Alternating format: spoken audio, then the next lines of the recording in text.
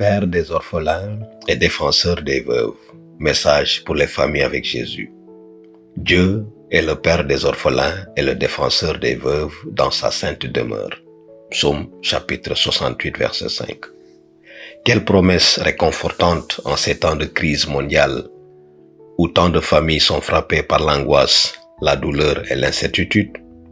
Des enfants perdent leurs parents. Des femmes se retrouvent seules dans un monde marqué par les conflits et les incertitudes. Et pourtant, la parole de Dieu nous assure, personne n'est oublié dans le cœur du Père céleste. Si mon père et ma mère m'abandonnent, l'Éternel me recueillera. Psaume chapitre 27, verset 10.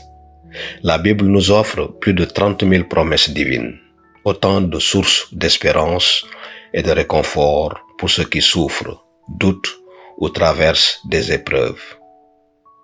Une douleur silencieuse.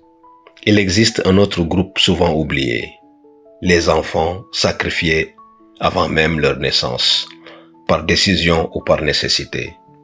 D'autres ne voient jamais la lumière du jour à cause de complications médicales. Et combien de femmes portent en elles les séquelles psychologiques d'un avortement, souvent dans le silence et la solitude? Ces blessures, ces limitations rendent de nombreux couples vulnérables et malheureux. Mais lorsque la conception est impossible, l'adoption devient un acte d'amour, une manière de donner à un enfant ce à quoi il a droit, un foyer, un nom, une éducation, des soins et surtout de l'amour.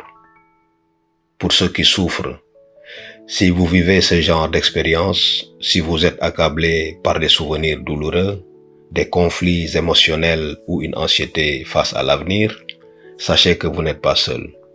L'épreuve peut vous affaiblir, mais les promesses de Dieu vous relèvent. Un éducateur chrétien nous rappelle, nous ne devons jamais nous sentir seuls. Les anges sont nos compagnons. Le consolateur que le Christ a promis d'envoyer demeure avec nous. Sur le chemin vers la cité de Dieu, il n'y a aucune difficulté que ceux qui se confient en lui ne puissent surmonter.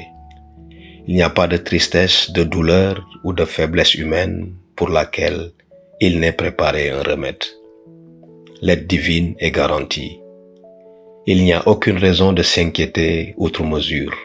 Peu importe notre passé, le temps de notre ignorance est couvert par la grâce céleste. Pourquoi nous affliger alors que Jésus nous promet sa présence constante? Il nous offre un esprit nouveau, un cœur renouvelé.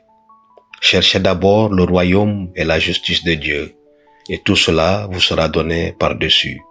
Matthieu chapitre 6 verset 33. Prions. Merci Seigneur pour ton amour infini envers toutes les familles de la terre. Que ta présence transforme nos foyers en lieux de paix, de guérison et d'espérance. Au nom de Jésus, nous prions. Amen. Abonnez-vous à notre chaîne YouTube, Famille avec Jésus, et partagez ce message avec vos amis. Ensemble, faisons briller la lumière de Dieu dans chaque foyer. Amen.